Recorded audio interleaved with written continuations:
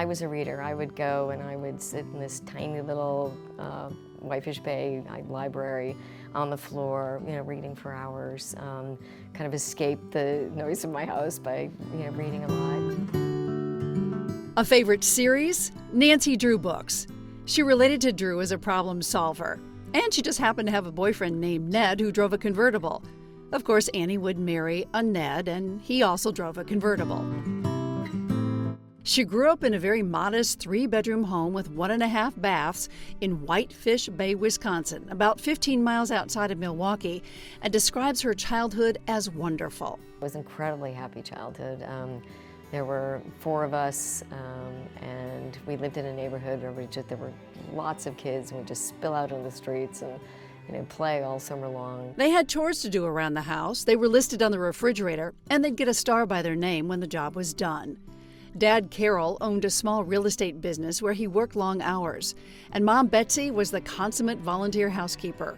Born during the Depression, nothing was ever wasted. We were taught to, wash our little, Glad bags and, reuse them, and everything. We were just careful about everything, but it was also work ethic and, the old golden rule. Christmas was, you've got 2 things that you really wanted.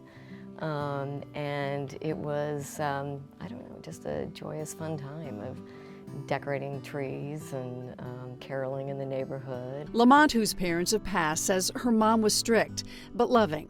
And her dad was a decorated World War II veteran who saved a soldier by pulling him back over enemy lines and was awarded a Bronze Star. My dad is, I get teary when I talk about him, the sweetest person you'd ever know. Just the kindest, sweetest person. Money was cobbled together so Lamont could go to Stanford University. Somehow my parents, made it work. It was obviously a struggle, and I did have to drop out my junior year.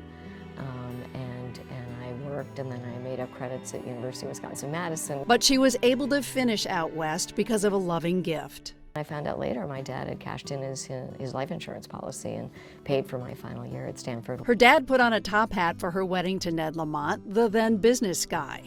Their union had come together quickly. A friend fixed them up. She just happened to live a block away from him in Westport. She was a Beatles fan, he preferred the Rolling Stones, and they were married within the year. Nearly 40 years later, they remained soulmates. First as just a partner to Ned, supporting him. A lot of decisions, a lot of tough times, talking things through is just helpful. Annie Lamont has been in investments for decades and loves helping entrepreneurs who want to improve the world. She defines her role as First Lady of Connecticut this way. I think certainly being an advocate for the state, being a cheerleader, talking to women, being an advocate for women in the state, entrepreneurship in the state. With so much of life lived, Annie Lamont, the Midwestern girl who fell in love with Connecticut, wants you to know this. I am just a normal person. I'm a normal person that became successful, but I came from really nothing. I love this state. I want people to feel galvanized, to feel committed themselves. Not talking about leaving, but talking about how do we make this place better.